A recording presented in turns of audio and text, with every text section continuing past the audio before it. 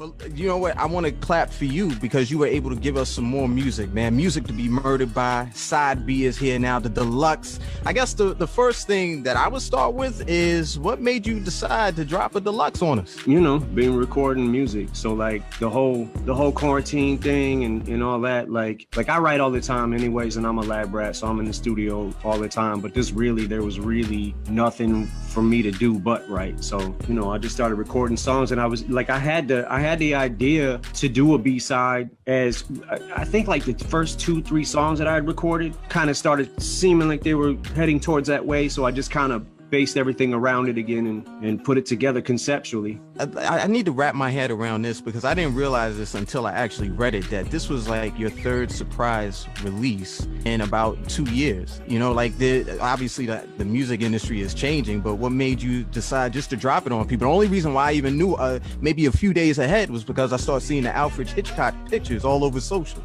I mean, for me, I feel like, you know, I don't know this to be true, but I feel like when I talk about an album that's coming out, like if I give people, you know, notice and they start seeing the track list or they know it's coming, I feel like my best shot at avoiding some of that is to just drop it instead of, you know, people thinking to themselves like, well, you know, well, if he don't have a song about this, then I ain't fucking with it. If he's got a song with this person, I ain't fucking with it. You know what I'm saying? Like, and it kind of gives everybody too much time to think about it and their expectations of what they think it should be. And I'll never meet that. You know what I'm saying? So that's kind of the theory that I based it off of ever since, I think Revival.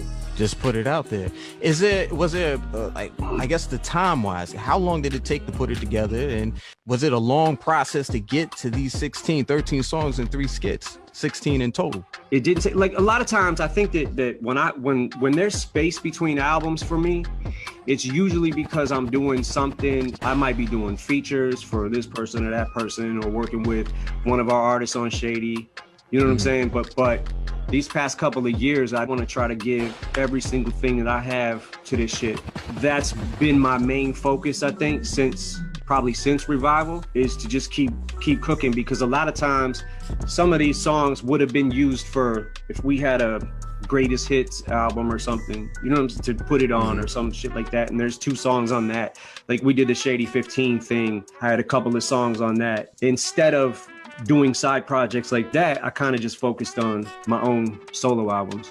So Eminem, we got a lot of new talent that's on this right here, Music to be Murdered by, Side B. One of those people are Ty Dolla $ign, and I think a lot of fans are excited to see you two come together. But my question was, like, how did you two come together? What made you want to work with him? Well, I've been a fan of his for a while now. I think, like, you know, he pops up on my YouTube feed a lot because I'm always looking at what's new, what's out and shit like that. So a lot of times his videos will pop up. And the one that really caught my ear that was like sealed it for me was the All Mine joint that he did with Kanye, where he's singing the falsetto shit. It was so crazy. And I was like, yo, I gotta have but I had to have the right song first before I approached him with it. Yeah, man, he's nuts. The fucking harmonies he does and shit, like he's out of his mind. Is out there right now.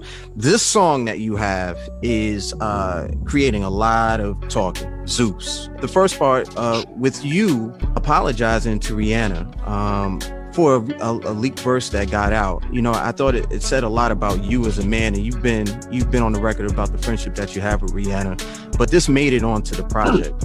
Why the apology now? Well, it was pretty recently that verse had leaked, and honest to God, I told Paul this when it first happened. I was like, first, I didn't know how somebody got it. Second of all, I have zero recollection of even remembering doing that verse. Like the rhyme schemes didn't even sound like familiar to me. So I was caught off guard too. I was like, what the fuck? I said that? And that was during early like stages of the Relapse record that I was working on. So, you know, it's 10 plus years old, but I'm not making excuses for it. I said it and I was wrong for saying that. It was fucking stupid. You know, a lot of times, especially with the Relapse record, when I first started learning how to rap again because of the drug situation that I went through and having to relearn a lot of things, that was one of those things that it was like, well, if it rhymes, say it. I think that being able to look back, I mean, that's not even an excuse, but I'm just saying, like, that there was a phase I was going through with that Relapse record. I don't know. It's one of those things. I think I just said it because it rhymed, and I'm sure looking back now, I should have thought better of it. You know, it was one of those things that, like I said, I don't even remember recording, but record a lot of songs. So it was like, it's tough sometimes to even, you'd be like, oh shit, I remember that, you know. I know a lot of people are they're very happy and proud that they got to hear that part from you. You know, that apology on Zeus. There's also a reference where, not even a reference, where, you know, you're talking about or speaking to Snoop in the sense of, you know, you don't need to be dogged by him. And I didn't know exactly when or where. What did Snoop do that made you put this line in this song? Well, a couple of months ago, you know, he was doing an interview with the Breakfast Club. Somehow my name got brought up, and he was saying things about, you know, I'm not in his top 10, and everything he said, by the way, was fine, like up to a point. You know, when he I've never said, like him saying that I'm not in his top 10 because there's some rappers from the 90s that I can't fuck with. Him saying Dre made the best version of me, absolutely. Like, why would I have a problem with that? Like, would I be here without Dre? Fuck no, I wouldn't. The rappers he mentioned from the 90s, KRS-One, Big Daddy Kane, G-Rap, like, I've never said I could fuck with them. I never said that. You know what I'm saying? So it's all, like, everything was good until, like, you know, it was more like, I think it was more about the tone he was using that caught me off guard, because I'm like, yo, where is this coming from? I just saw you. Like, what the fuck? You know what I'm saying? Like, it threw me for a loop. Again, I probably could have got past the whole tone and everything, but it was the last statement when he said, as far as music I can live without, I can live without that shit. Now you're being disrespectful for, like, it just caught me off guard. I wasn't ready for that. And people started hitting me up about it, like, oh, what are you gonna do? What are you gonna do? And I didn't know what to do about it at first, because it confused me, because I'm like, yo, bro, same team. We're on the same team. Like, what the fuck?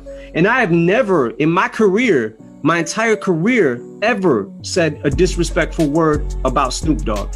I mean, what the fuck? Like, his impact on hip hop, like, I can't front on that. But it's like, at what point does it start becoming like, okay, now you know, everyone's entitled to their opinion. My top 10, top 5 ain't gonna be the same as his, but everyone's entitled to their opinion. So how could I be mad at that? I wasn't mad about the opinion. It was after that. It was, you know, that the very last statement was like, oh, what the fuck? Mm-hmm. Like, damn, dog. Like, really? But, you know, I said what I said. I addressed it. I felt like what I said what I needed to say. And I'm not saying to choose sides, but it definitely is it's a song that's going to be talked about for a minute, man. This is Zeus, Music to Be Murdered By, Side B, the deluxe edition. Eminem's with us. Shape 45.